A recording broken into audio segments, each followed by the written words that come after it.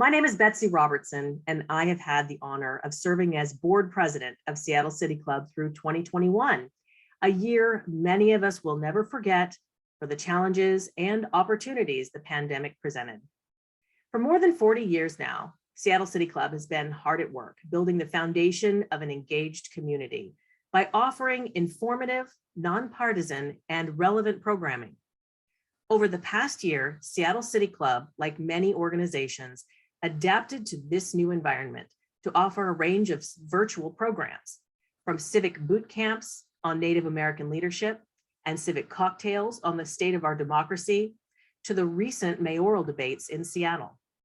Today, we bring you one of our signature events, taking a step back to reflect on yet another tumultuous year, to try to make sense of the pressing issues and headlines that impacted our community, region, and nation.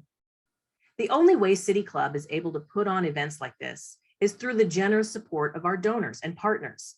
And so I want to thank our annual partners and year in review sponsors: Boeing, Puget Sound Energy, Virginia Mason Franciscan Health, and Davis Wright Tremaine. I also want to thank our good friends at Comcast for your continued support and additional investments made throughout the year when they were needed most. Final thanks go to AARP, Alaska Airlines, the Bill and Melinda Gates Foundation, BNSF Railway, Lane Powell, Fred Hutch, Echo Northwest, Columbia Bank, Seattle University, and PEMCO Insurance. We can't thank you enough for your commitment to community and creating spaces like this for civil dialogue across differences.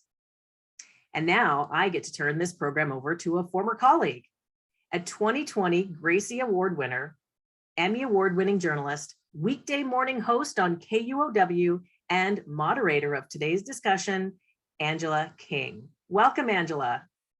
Betsy, thank you so much. And thank you for all of the work that you do at Seattle City Club, not only today, but throughout the year. Our community has definitely benefited from all of the work and the engagement that SCC provides. So again, my name is Aneelah King, host of Morning Edition on KUOW 94.9 Seattle. And yeah, 2021, it's almost done.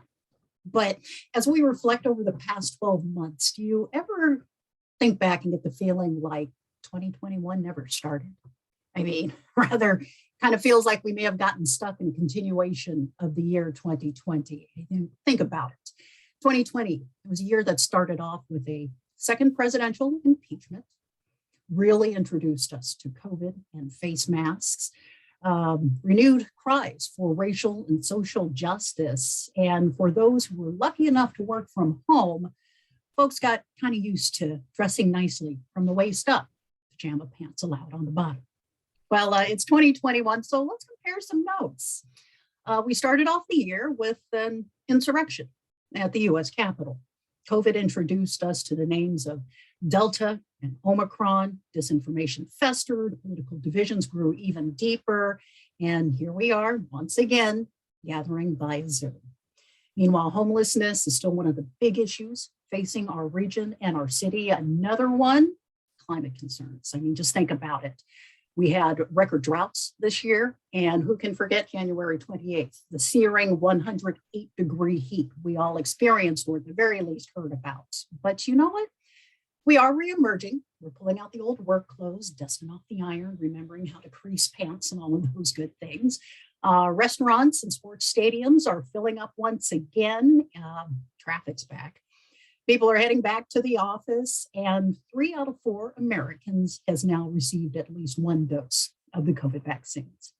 Calls for justice delivered in the murder of George Floyd, but controversy still surrounds state policing reforms and cries for immigration reform and protections as loud as they've ever been. So was it much of the same this year, or was 2021 much different? These are the questions we are going to dive into with our distinguished panel of experts this morning. But before I do that and introduce them, want to remind you to start thinking of some of your own answers, and if any of your own questions, and if any of the questions I ask trigger one of your own, please go ahead and put it in the chat section. I will do my best to tend to them and present them to our panelists so we can make this a group discussion rather than just a lecture of me asking people questions and them answering. So we're going to start things off with some basic questions and end with predictions from all of our panelists. It's always fun to see what they think the next year will bring. I'm also going to ask a series of rapid response questions. That's where I present a subject matter and our panelists tell us the first thing that comes to their mind as it relates to the topic. Again, feel free to insert your questions again into the chat section. We'll get to them we'll get to as many of them as possible, as time is precious. That being said, let's get to it. Our panelists include Aneelah Afzali, the Executive Director of the American Muslim Empowerment Network at the Muslim Association of Puget Sound, also known as MAPS. Representative Pramila Jayapal is a member of the House Budget, Judiciary, Labor committees and chairs the Congressional Progressive Caucus, co-chairs the Women's Working Group on Immigration, and is the lead sponsor of the Medicare for All Act. Very busy. Dr. Gary S. Kaplan is the CEO of Virginia Mason Franciscan Health and the Senior Vice President of CommonSpirit. So glad to have you, Dr. Kaplan. And finally, Brady Piñero Walkinshaw is the CEO of Grist.org, the leading national environmental media nonprofit dedicated to climate justice and solutions. Brady also served 2 terms in the Washington State Legislature. Welcome to everyone. So glad to have you join us. And we know you're busy, your time is precious. So again, our deepest gratitudes. So let's start things off with a few rapid response questions just to get things going. I'm going to start with you, Aneelah. So first question I have for you. What would you say are the 2 defining moments of the year 2021? Hello, everybody. Thank you for having me. I would say, of course, as you recognize the January 6th insurrection, but not so much for the act itself, but what preceded and followed it, because nobody should really have been surprised if they were paying attention. And then for me personally, as an Afghan American, I would say the hasty and unprepared withdrawal from Afghanistan, which followed 20 years of lies and mistakes and abuse and a lot of other problems in Afghanistan. And we're really going to see the repercussions of it in the years to come. Very strong images. Representative Jayapal, your take on the top 2 images or the top 2 defining moments, I should say. Thank you, Angela, and thank you, City Club, for having me as well. It's wonderful to be with all the panelists. I would also say January 6th. Obviously, I think it is just for all the reasons that Aneelah mentioned, and also for that day and what happened on that day. And then for my second one, I would actually say the day that we pass Build Back Better, which is coming up before the end of the year, that is going to be the most significant investment in our country's history on so many levels, with universal pre-K and childcare, investments in housing, lowering costs of prescription drugs and lowering costs of healthcare, and of course, the most significant investment in taking on climate change. And that's going to happen before 2021 is over, Angela. All right. Thank you so much for chiming in, Representative Jayapal. Dr. Kaplan, your turn. What do you see as 2 of the most defining moments of 2021? Sure. Well, thank you. Thanks for having me on this panel. You might expect me to say this, but COVID, the continuing pandemic, particularly at a time where we thought, and so many times we've thought that we were out of the woods, that we were beginning the recovery, and we've realized that that's quite elusive. So that would be one. And like the other panelists, I would say January 6th and everything that represented. It reminded me of 9/11.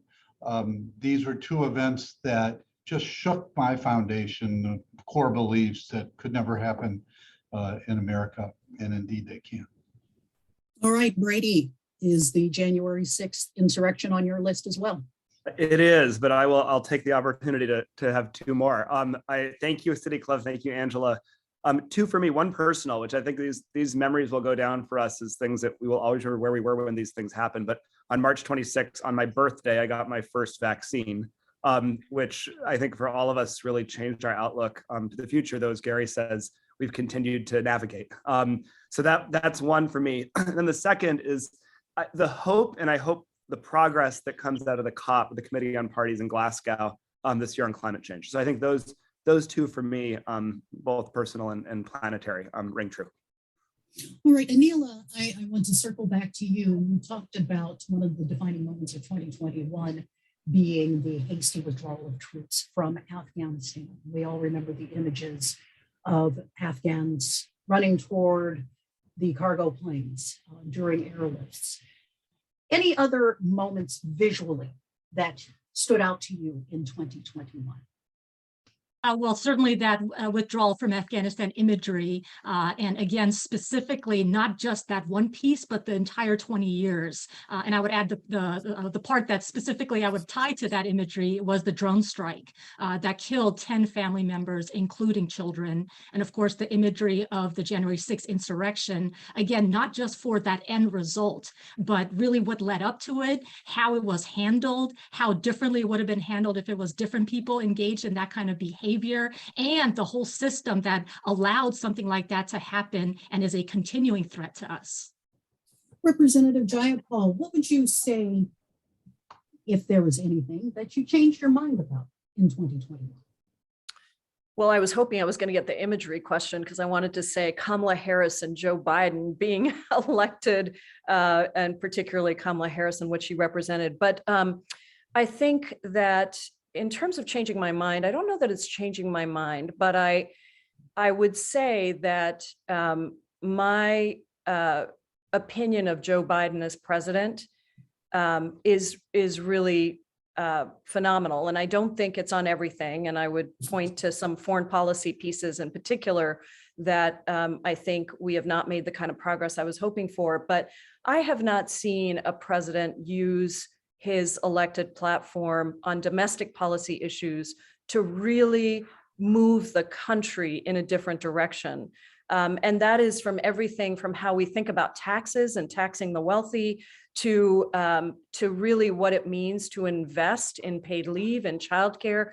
That kind of push from the president, which is a very progressive agenda, but it is a mainstream agenda coming from the president of the United States, has really been remarkable. And my relationship with the president, progressives' relationship with the president, the ways in which we've worked together, not only on legislation like Build Back Better, but also in terms of who he's appointed into key positions in antitrust, in education, the work that he's done on racial equity, and used his platform to move. I think I have been incredibly pleasantly surprised by, particularly, as I say, the domestic policy agenda. It's not to say we don't have places where we disagree, including, I think the administration needs to lean in more on immigration, on some of the issues we're talking about today, and certainly on foreign policy. But I would say I've been really pleasantly surprised, and it's been a real partnership on many issues.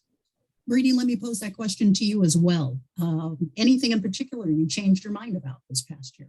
I also was hoping for an image, but I will also, Take the image on question. my end, I'll say my image, which is there's a very powerful image over the summer that, amidst everything going on, it went a bit unnoticed, but this image of a beluga whale in the Puget Sound, which is an amazing kind of, striking kind of canary or harbinger of the ecosystem-driven changes we're seeing from climate change. On things that I've changed my mind about, again, much more personal, I feel like I have become accustomed to a new pace of life that I think a lot of us have, that is in some ways simpler, it's less movement, it's closer to home, it's closer to family if you happen to live near your family. And it's a pace of life that I have liked. And I think that had I been asked that a year ago or 2 years ago, whether that kind of life is one that I could enjoy, I don't know that I would have said that. So I think that there are pieces of how our lifestyle has changed, the kind of the culture that's been built around it over the past year that, while it's happened for really, terrible reasons with the pandemic, I have come to appreciate them. Well, I want to continue to push the program along because there's just so much to cover. Dr. Kaplan, I'd like to pose this next question to you as it kind of dovetails from what Brady was just speaking about. A lot of us got used to a different pace of life as we have over the past couple of years resulting from the pandemic.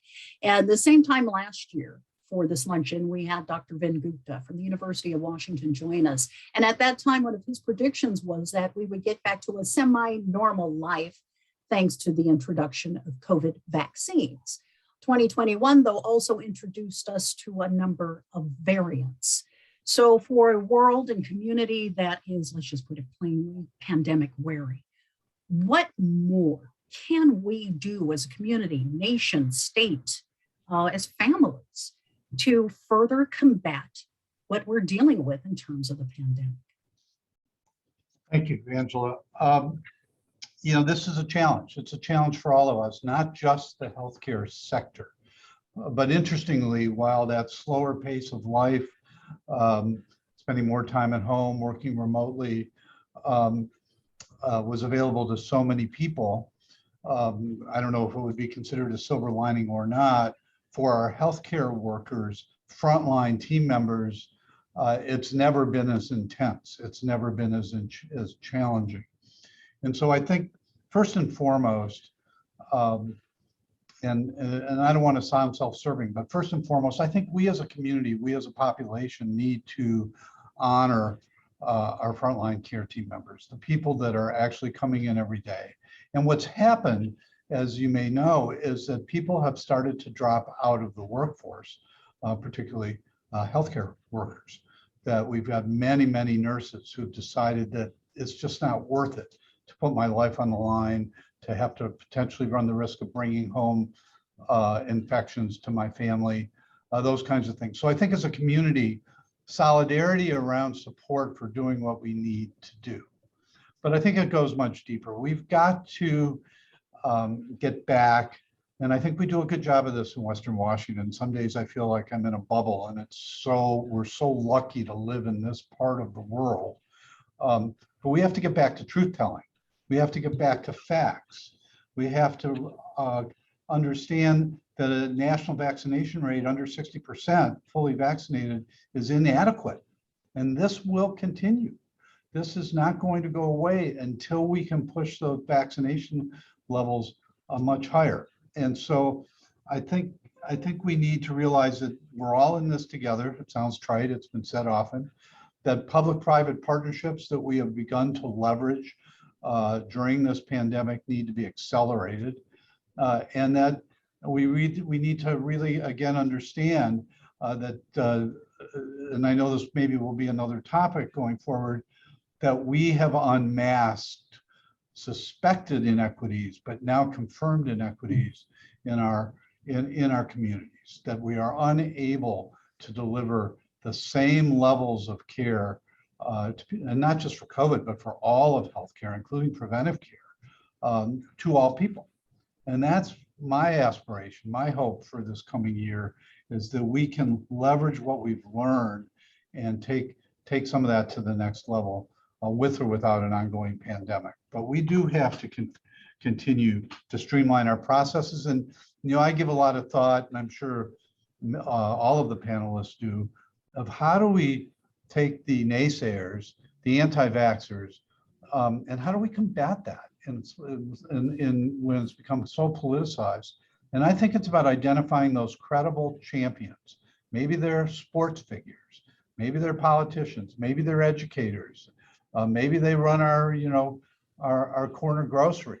Whatever it is, figure out how those people are and then get them out in front, because what we've tried to this point in time has not worked, and to the extent we need it to work in order to get through this. So has the pandemic become endemic? Well, I think it will soon if we can continue to promote the vaccination rate, the vaccinations more broadly, because Omicron is here. As we know, it's more contagious, maybe less less lethal and causing milder disease. But what we've got to create is an environment where the virus has nowhere to go. And then it becomes endemic. Then it becomes more seasonal. Then it becomes much like influenza. And parenthetically, another one of those silver linings, we are seeing very low influenza rates. Now, why is that? Is that because the influenza virus has been crowded out by other viruses? Is it because of widespread masking behavior, social distancing? I think it's going to be very interesting to study this going forward. But I think that's what we hope for with COVID, with coronavirus as we go forward. Dr. Kaplan, you brought up a key point that segues into my next question for Representative Jayapal. Masks, vaccines have been politicized, something we even witnessed among our nation's leaders on January 6th. as members of Congress to cover as a mob attacked the Capitol. And as our representatives in close quarters gathered, some refused to wear masks. So not wanting to get too deep into that, but let's talk about the insurrection. Representative Jayapal, we are almost at a year from January 6th.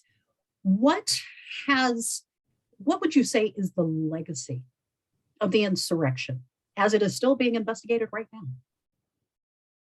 Well, Angela, I think, by the way, I was one of those members that was in the close quarters that got COVID from people who refused to wear masks. And it is a true tragedy that I don't think we yet know the proportions of in terms of long haulers, but also in terms of what's going to happen to other vaccines that have never been questioned, that people just take. And now all of a sudden it's turning into a political conversation about the vaccinations that kids need in schools. But I think that what January 6th revealed and what will stay with us for a long time on the worst attack, the worst assault on the Capitol since the War of 1812, is that democracy is incredibly fragile. I think that we in the United States took it for granted. We didn't really think that something like this could happen. We ignored the effects of, I hope we have a chance to talk about this later, but of social media and disinformation and the monetization of private data for profit rather than for truth. And that is a lot of what is also fueling the anti-vaxxers. It's fueling the disinformation about January 6th. It fueled the big lie leading up to January 6th. And so I think that there are many issues that have been laid out clearly for us to address, including disinformation, including truth. And, we talk about facts on COVID. It is stunning to me, had we had January 6th and then the country came together, Republicans and Democrats together on a select commission or a special commission, as we did after 9/11, which Dr. Kaplan had raised earlier. I mean, one of the things that's really different here is this was fueled by people within our government. And it is continuing to be fueled by people within our government.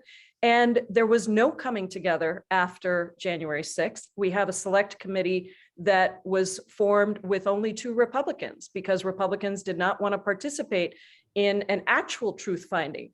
And so that has meant a year down, Angela, we are still not in a place where the country has come together on recognizing the truth of what happened on January 6th. And without truth, we won't be able to have accountability and we won't be able to move on. And so I think that is the challenge before us. And my apologies for interrupting. Well, speaking of coming together, we did receive a question from one of our audience members. I'd like to share it with you, Representative. What, in your opinion, is the best way to engage in discussions with people of opposing views, especially in today's world of social media, as it being an echo chamber? Well, I think there are legislative things we need to do to take on the disinformation. And that is both through antitrust, but it's also through a broader concept of thinking about surveillance capitalism, where data is mined purely for its profit-making motive. And so that means the incentive is to get rid of independent journalism, to get rid of, I've worked with the Seattle Times on this issue, to get rid of the ways that people get truthful information when in fact, the motive is to drive disinformation. So I think legislatively, there are things we really have to do to address that. But I think that, the ability to have honest conversations with family members and with others is extremely difficult right now. I think we should continue to do it. But because we operate from different sets of facts, and I'm seeing this just within my own family, frankly, where I have people who do not believe that COVID is real, who do not believe that Joe Biden is the democratically elected president, and who will not get a vaccination. Mm-hmm. So I think the best we can do is focus on democracy reform and voting rights so that we can actually get people in office who are dedicated to protecting the Constitution, as our oath says, but also do legislative changes And then in our conversations, we have to continue to try to get to the facts and not shy away from having those conversations, which I'm afraid is part of what's happening because we're in such different places. But we need to continue to try, and we need to use those influencers, as Dr. Kaplan was saying, that have particular credibility with certain populations. Voting rights, we could spend all day talking about that and the concern that people in this nation have right now for those rights being protected. Aneelah, I noticed you were nodding a lot with what Representative Jayapal had to say. Go ahead, please share. Yes, I certainly agree with a lot of what Congresswoman Jayapal has said, but I would also add that we really need to listen to people and understand the pain and suffering that they're actually experiencing and offer real solutions that address that pain and suffering. You know, sometimes there are people who will take the understandable anger or pain or frustration and really direct it or scapegoat it at different marginalized communities, whether immigrants, Muslims, people of color generally, and we see that happening. That's a story. It's the wrong story, I believe. It's a direct process of scapegoating that people profit off of. But we need to be able to understand that there are people, American people are suffering with their wages being stagnant. They're suffering with sort of corporate profits and sort of the 1% getting richer, even through a pandemic. We see big banks becoming bigger. We see big pharma becoming bigger. And we have these real problems, and the amount of money that's in our political system allows for essentially legalized bribery or corruption at times. And those are some legitimate grievances that the American people have. And we need to offer real solutions to that. That includes taking money out of politics, out of our political system, really overturning Citizens United, for instance, that treats corporations as people. That includes things like the $15 minimum wage. Thank you, Congresswoman Jayapal, for your work on that, and Medicare for all. Doing things that everyday Americans can actually benefit from, like abolishing student debt. These are the kinds of things that we need to properly message to as actually serving and benefiting the American people, because people will sort of hate people that they don't know, and if they're constantly being drilled with a message that these are the people responsible for your problems. So we really need to build on the messaging that's needed, but also deliver on the real policies, the real solutions that can help create change. And it's not enough to just say, oh, they hate us, or you know, they are this way or that way, or use various labels like racist, Islamophobe, or anything else, but really to get at the real issues and the systemic changes that we need in our country to bring us together. And if you look throughout history, we have examples of this. FDR's example is a wonderful one. When he was able to deliver what the American people actually need, he was winning. He won 4 terms. We had 80% of the Senate that were Democrats supporting that, 80% of the House in the same position. So if you're able to give the American people what they want, rather than falling into sort of the partisan view that you know, they're never going to change, or they're just racist, or they're just this way or that way, we can potentially see real change. And that's what I would want to see. And I would just add also to Dr. Kaplan on his comments about what we can do about sort of the situation with the pandemic. I would say, make sure we have free available testing to every household in America. It should be available at your grocery store, at your drugstore. Testing is critical right now, and ensuring our supply of PPE and medical equipments, and also making sure that we take action to allow poorer nations to also get access to the vaccine, not just through the charity of organizations or corporations or countries, but actually allowing them to build their own through removal of sort of the vaccine patents, to allow different countries to develop this, because the pandemic is something that does not have borders. It will affect all of us unless we can do what Dr. Kaplan said, is to limit it and remove it. But we really need everybody on board, and using sort of trusted messengers for different communities that are vaccine hesitant is very critical as well. Aneelah, I like the fact that you talked about borders. That helps us get into the next area of discussion here. And Brady, this is your wheelhouse right here. We talked about COVID disinformation. We've talked about biases and of course concerns for immigration. One of the things we have been learning more about are climate refugees. Given what's happening to our world, And let's just take a look at what happened in 2021. Forgive me as I refer to my notes, but unfortunately, there is a long list of issues that we were faced with in 2021 as they deal with climate change. We had a record cold snap in Texas in February, the third most named storms in this year's hurricane season, record triple-digit heat, as I mentioned at the beginning, that we all experienced here, the massive wildfires in California destroying thousands of sequoias, the disappearing waters of Lake Mead, the 7th consecutive year the United States has suffered $10 or more billion worth of weather-related disasters. So there's a long list of problems. Let's talk about solutions. Brady, has there been any regional, local, or national or global initiatives that give you hope that this issue is actually being addressed in a way that will result in change? Yeah, this is I'm gonna connect this actually to the prior question too, because I think there's an interesting parallel here between climate change and also the pandemic, and that we similarly have groups of people, similar to Representative Jayapal was saying, that have different sets of facts. And I think that when you have that, I think one thing that's been missed in this discussion, it certainly over the past several years, it certainly accelerated during COVID, has been that we do have a more polarized society, right? And we do have different groups of people in American society who are having very polarized and different sets of views. But I think sometimes we forget that at the same time that we've developed these, we've also been continually underinvesting in local media and local journalism.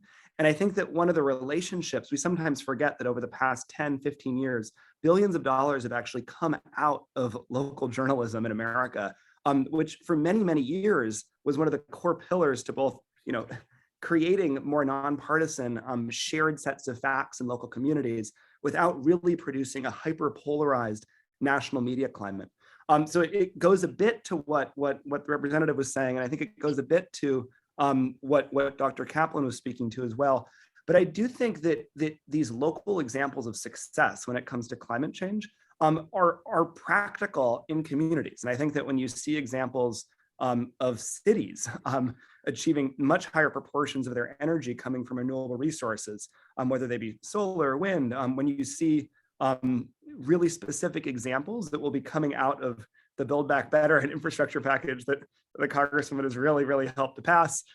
When you look at successes of like those, I think what's going to be critical is looking at how those enormous amounts of funds translate down into local communities in ways that show tangible impacts on people's lives, so that we are able to say cleaner air, cleaner water, cheaper electricity, commuting less to get to work, eating less meat and eating more of a plant-based diet, and thinking about how all of those things actually integrate with health and climate, impact people's lives on local levels. So I actually do have a lot of hope in this area. And I think that seeing kind of unprecedented federal investment, I'm not too hopeful about federal policy right now, but seeing unprecedented federal investment, hopefully paired with local policy, I see a lot of potential for opportunity into 2022. Are we making the cut here in Washington State in the Seattle area when it comes to addressing the concerns you just mentioned? Go ahead, Gary. Are you going to speak to that? Just very briefly, I actually think there was a question we were going to talk about around, things that maybe went under. We spoke so much about housing and homelessness and policing over the past year and a half, and public health, which were critical. But I do think we didn't pay enough attention to some of the really core issues in our community around climate and environment. And those could be issues around land use changes, upzoning. They could be issues of dealing with more transit investment. So I don't think we made as much progress as we could have on some of these issues locally over the past year or two, but we certainly had other issues we were working on. Related to that, Angela, just quickly, one of the both surprises, disappointments, but also opportunities is the public health infrastructure in this country. And even here in King County or Western Washington, public health used to be on a pedestal. We used to, look up to public health for the answers, and that they were the neutral, unbiased source of truth. I think we've underinvested, and I think it ties then to the implications of disparities in income, disparities in health, climate, the impact of climate change, particularly for personal and community health and well-being, So I just think it's all interrelated, and I would like to see much more investment in our public health infrastructure in order to touch each of these different domains that were so critical in 2021 and promise to be very important in 2022 as well. Well, speaking of investments, Dr. Kaplan, as Betsy mentioned at the beginning of the program, this is Seattle City Club's 40th anniversary of providing civic engagement, programming to the community, so vital, especially as we continue to live in this virtual world. And we have deepening polarization as we continue to hear throughout this discussion. It seems to be a reoccurring theme. But if you haven't had a chance, and if you're enjoying this program, or if you've enjoyed programs provided by Seattle City Club, you understand the value that this group provides to our community, please go ahead and go to Seattle City Club's website at seattlecityclub.org and make a gift. Make it kind of your year-end contribution to the community if you've not been able to do so thus far. We really want to keep these discussions going. As Brady was saying, it's very important that we continue to support these platforms that allow for broad discussions that aren't yelling matches, where we actually are addressing issues and taking a look at some of the things that we've done right and maybe haven't done so right, not only for this year, but in the years ahead. So again, go to seattlecityclub.org, make your gift there right now. I have so much to get to, but we only have about 20 more minutes. So Dr. Kaplan, you were just talking about your concerns about inequities and how things are coming to the fore here in 2021 in laser focus that we hadn't seen before. The divisions continue, vaccine mandates, upsetting some folks, many people applauding them. What are your thoughts about the effectiveness of public guidance and current mandates regarding vaccinations? Well, I think it's an important question. It's obviously been a divisive question. I don't think it had to be that way. Some of you may know this, but 2004, Virginia Mason Medical Center was the first in the country to require flu vaccination from our workers, from everybody who worked in healthcare. We said that's the least we can do for our patients because some of the sickest people in the community come into healthcare facilities and we could be giving them the flu because we learned then, as we've learned now, that there are asymptomatic carriers amongst us and that half the people potentially with COVID have no symptoms. And so I think we have to do whatever it takes, frankly. I think that individual liberties are a cornerstone, a bedrock of this society, but they're predicated on individual liberties that do not put other people at risk. And if we, and that's where it stops. We are all members of a society and we have an obligation to not allow our public policy to put others at risk. And so I am very bullish on mandates. I think that it's the right thing to do. We have to take responsibility. I think the federal government is trying hard, despite the judicial rulings in recent weeks. We've got to create as many forcing functions as we can to get people to be vaccinated. And at a minimum, we've got to protect our community. So in the healthcare realm, it's very clear to me. And it's clear at a time where we have a national workforce shortage. We have a staffing crisis across all of healthcare in the country. And so we may potentially hurt ourselves from a staffing perspective, but I've got to come down on the side of putting our patients and the individuals in their safety and their health and well-being first and foremost. And I think that is vaccinate, mask. I was so happy when I went into a restaurant with my wife the other day and they said, hold on, you can't walk any further until you show us your proof of vaccination. I think we need more of that. So clear support for vaccine mandates.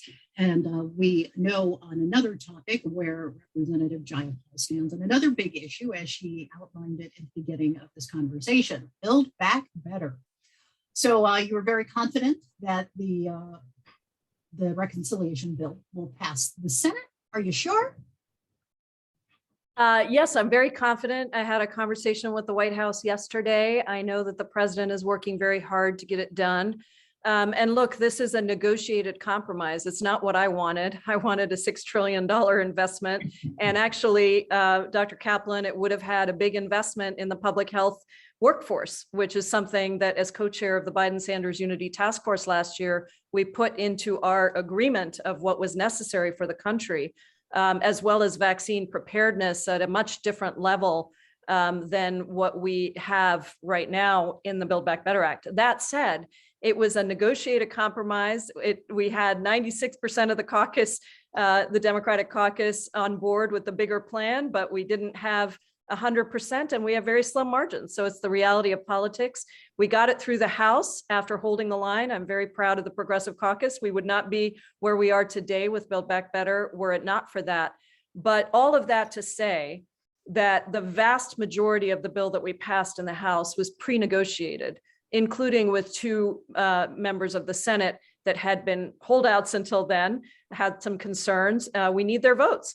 And so I feel good that we are going to get it done before the end of the year. And look, it goes to Aneelah's point at the one of her points that she made earlier, which is we need to get this done because families are suffering. We need to recognize that pain. Build Back Better will lower costs for families. It will, for the first time, we will be able to cap insulin costs at $35. And that is phenomenal, where people won't have to pay hundreds of dollars for their insulin treatments or drive across the border to Canada to get them. We will provide universal pre-K for 3- and 4-year-olds across the country, every single 3- and 4-year-old. We will provide childcare where no family will have to pay more than 7% of their income for childcare costs. In Seattle today, the average teacher is earning $68,000 a year. And so 2 teachers on $68,000 are also paying about $24,000 per child for childcare. It is unsustainable to say that we need people to get back to work. And you look at the healthcare industry, a lot of women in the healthcare industry, and they can't afford to go to work. So yeah, there are a lot of people that are leaving both because of the trauma and because of the lack of ability to get childcare and to get these things for their families. But also our investments in climate. And I just want to say to Brady's point, a lot of this will depend on getting the money out to localities that can then do really phenomenal things. But we do have, for example, $1 billion for replacing existing culverts. We do have money specifically for Puget Sound restoration, just for Puget Sound restoration.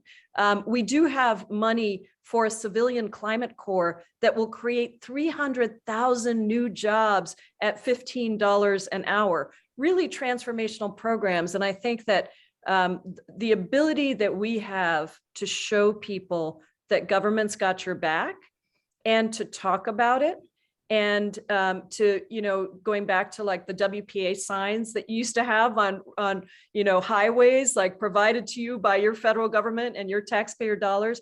We need to have those at childcare centers. We need to have schools where we're going to take lead out of have them at, when people are going across, whatever it is that we're investing in, we really need to be able to let people know what it is that government is doing and why it is so important. And there were a couple of dropouts there, Representative Jayapal, but I think we got the gist of what you said. We have so many questions from the audience, only 10 minutes left. And one topic that we kind of glossed over, really not talked much about, is immigration. And Aneelah, I would like to pose this question to you. 2021, we think about what we've seen on the Texas border. We saw what happened in Afghanistan. We see people come to the United States at a time of continued fraction and frustration, disinformation, and scapegoating, as you mentioned before. So how can we have a humanitarian approach to immigration that is sustainable and does not overwhelm our current system, given the large need out there in the world? Yeah, thank you for that question. It's such an important one. I would start by just challenging a little bit of the premise that an actual humane approach would overwhelm the system, because there isn't necessarily data to support that.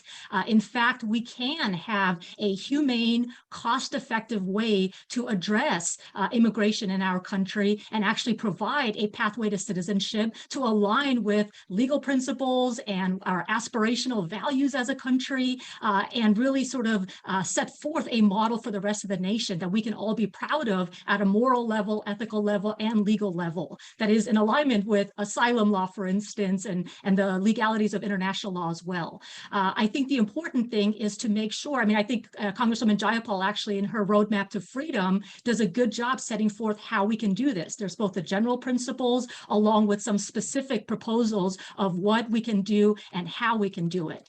I think what we need to make sure we don't do, which unfortunately is happening right now, is implementing some of the harshest policies that really focus on enforcement, a sort of enforcement mechanism and militarization at the border, rather than something that is humane, sustainable, cost-effective, fair, legal, and more. We see this, for example, with the extension of Title 42, which essentially pushes people out without allowing them to apply for asylum, for instance. And Biden, you know, President Biden did run on a more humanitarian approach to immigration, and many of us were looking forward to seeing that happen. But unfortunately, he has been sort of implementing some of the same harsh policies that under the Trump administration, people rightly critique because it was inhumane, cruel, and illegal in many cases. And we don't see the right, sort of the Republicans supporting the Biden administration on this, or sort of not supporting, but they're not praising him for this,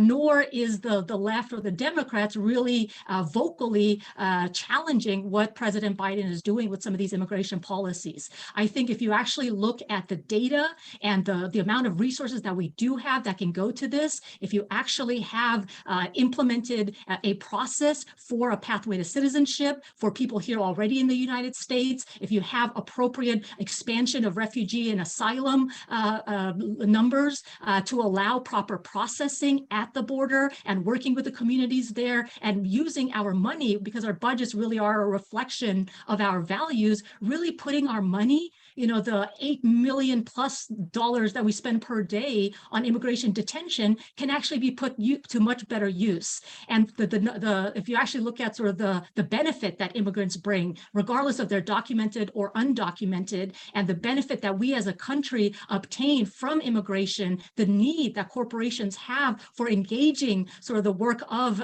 immigrants as well, it makes a huge difference for us. And the thing is that this kind of system is actually possible. I think we need to have that more welcoming, inclusive, appropriate environment for the folks who are already here. I think we need to expand legal channels for immigration. A lot of people don't understand how devastating the immigration system is right now, how broken it is. And there are solutions specifically to those if we sort of moved away from making this a politicized, partisan issue and work together to achieve something that can actually benefit immigrants and our country on the whole. And I see that as a very, very real possibility. But the other important fact that we have to keep in mind is the crisis is not so much the one on the border, but what's happening in a lot of different places. And sometimes the US has been involved in perpetuating or creating some of those problems. And we have many other reasons for some of the problems, climate change and more. So I think what we need to do is reduce the role that we play in creating problems that makes it so that refugees or immigrants exist in the first place. And I think we need to address the problems where they exist so that people don't feel the need to come to our borders as vulnerable people in need and need assistance and ask for help from us. So I think there's a lot of different ways we can approach it in a humane, cost-effective, appropriate way if we moved away from politicizing it and really focused on helping the people in need. And this is a political moment for us. We could include a pathway to citizenship in the Build Back Better plan. That's something that we should be asking for. I know it's not there right now. There's a parole program, and that's a much more temporary approach. That's like a Band-Aid. It doesn't get to the actual permanent solution that we need. Brady, I noticed you were nodding quite a bit with what Aneelah was saying. I was just in agreement. But I will add just on climate specifically. I do think that I agree with kind of the critiques of some of the immigration agenda federally. And I also think that we are just going to see, more, particularly from Central America and from Mexico, I think more and more kind of forced southern border migration that is coming from a combination of things, partly governance instability, but I think much of it is actually driven by issues related to climate change, whether it's food insecurity, whether it's increased natural disasters. And I just think these pressures are going to mount. And I think we'll see more of it in 2022. And I think Representative Jayapal is dealing very closely with the sorts of political complexity of this for the president. Well, I just want to, could I just jump in there, Angela, on this? Because I think Aneelah really laid out well the issue. Immigration, and it's something I worked on for 20 years and still, is one of my top issues. Immigration has never been a question of not knowing what we need to do. We have known what we need to do for a very long time. We just have refused to do it because of the so-called politics. And I would say it's a wrong read of the politics.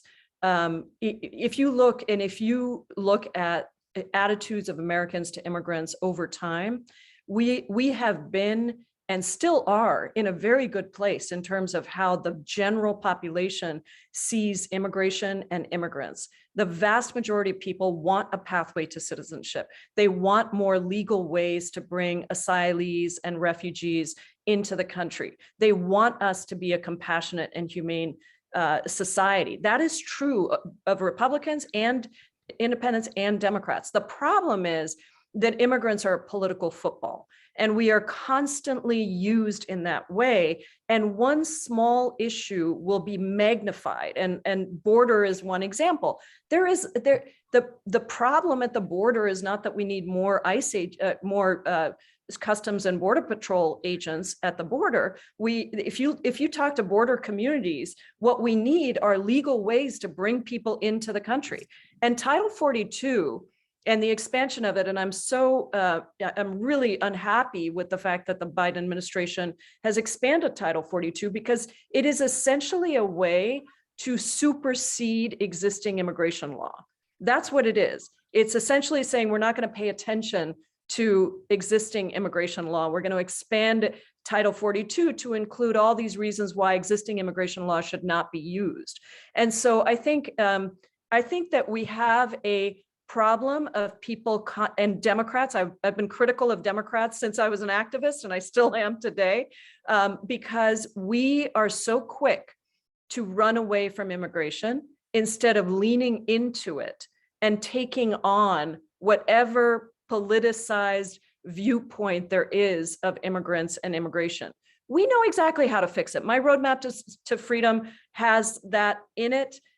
We have enormous pieces of legislation. In fact, the Biden administration did put forward a very good immigration reform bill. And the only thing I would say on what we've been able to accomplish and Build Back Better, if we can get it through, is that the parole system will allow for about 3 million people to get a pathway to citizenship. So it'll cover about 7 million people, and about 3 million of those will be able to get a pathway to citizenship. So it isn't the 12 million that we should be doing, where Aneelah is absolutely right. We didn't have the votes. And that is Democratic votes I'm talking about. So I am frustrated by the fact that we have not seen the movement on immigration that we should be seeing. I am frustrated by the fact that we have pollsters that try to tell us that we should not talk about immigration. And frankly, some of the same things apply on race more broadly, and how we can lean into discussions of race and racial justice so that we redefine the conversation instead of following some pollster who tells us we should be afraid of these things. Fair points. Representative Jayapal, thank you so much for that. We are up against the clock. So many questions from our audience, and thank you everyone for chiming in. My apologies is that we were not able to get to all of them, but we had questions about policing reform, questions about redistricting. So much has happened in 2021. So let's look forward very quickly to 2022 in 30 seconds or fewer. your predictions for 2022. Dr. Kaplan, let me start with you. What are you expecting in 2022? Well, I'm hopeful. I'm hopeful that we will see increasing vaccination. We'll see continued investment, as Congresswoman Jayapal has said, in public health infrastructure. And we'll begin to have more dialogue. I feel like we need and one of the things I'm impressed by this panel, we need to be out there and optimistic. We need to lead from in front, not from behind. And I think we have a tremendous unprecedented opportunity. Sometimes the naysayers and the people that are not truth tellers, they just highlight the opportunities for us. So let's take advantage of the opportunities moving forward and shape and be shapers, be hammers, not nails, as we approach 2022. Brady, your predictions for 2022. I think that there's these three issues that we touched on. One is kind of democracy. The second to me is health. And the third to me is climate. And each one of those are ones where I feel like America has these two sets of facts behind each of those. And my hope for 2022 is that we can start to bridge some of those. And I really hope that some of that comes through addressing what I see as a real crisis in local journalism and in local media and in the impact that has on our democracy. So that's a hope that I have for this next year. And I too am optimistic. I think especially if we're able to take some of these really extraordinary public investments from the federal government and think about how that becomes normalized and shifts the window of, the Overton window to make some of those part of our daily lives. And I think that the Congresswoman has been really important in advancing a lot of it. And I think that some of the work that Dr. Kaplan has spoken to, I think is really important at the local level. So.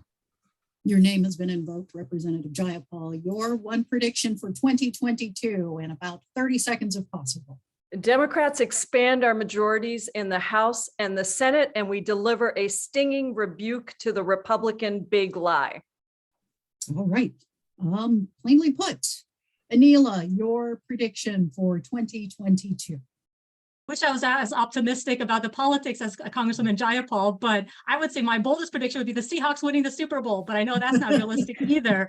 What I would say is really the movements continuing, our movements continuing to build the coalitions that many have already started and that we're engaged in. It's been beautiful, and the youth leadership that we're seeing really gives me hope, along with, of course, my faith.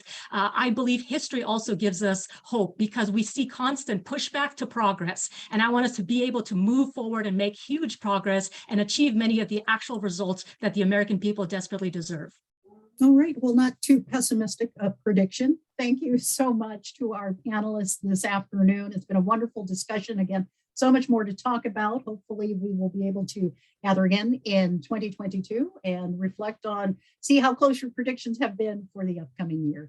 Aneelah Afzali, Representative Jayapal, Dr. Gary Kaplan, and Brady Walkinshaw. Thank you all so much for your time, your insight, and your expertise. And now I'd like to hand it back over to Betsy Robertson. And again, our thanks to Seattle City Club for providing us this incredible forum. Again, go to seattlecityclub.org and make your donation. Do your good bit of doing before we close out 2021. Thank you, Angela. That was not enough time. Our panelists, to a person, thank you so much for your authentic and generous sharing today. My life has been enriched, certainly my year and my day. Thank you to all of us everyone who joined the discussion today. I wish I could bring in a coffee and a beer and stay with you and extend this event even longer. Angela, your moderation was brilliant. Thank you. And an invitation to all of you for the new year. Please come back. Please join another City Club event because we need to hear more from each of you. And speaking of next year, our final thoughts today is to invite you to our next event, which is happening on January 7th, 2022, to kick off a new year with our annual legislative preview, where we're going to hear firsthand from top leadership in Washington State about their priorities for the upcoming legislative session. Final thanks to the staff at Seattle City Club and the programming team that put together and curated this fantastic panel for today. I wish you all a happy new year. We'll see you again in 2022. Thanks so much. Happy holidays. recent events prove that our democracy needs attention Now more than ever, we need to talk with each other and have more dialogue across our differences. to bridge toward real solutions. After 40 years of serving our community, Seattle City Club is the perfect place to get involved Get informed on issues. and engage in your community. You can help strengthen our region and our democracy. Join us at seattlecityclub.org.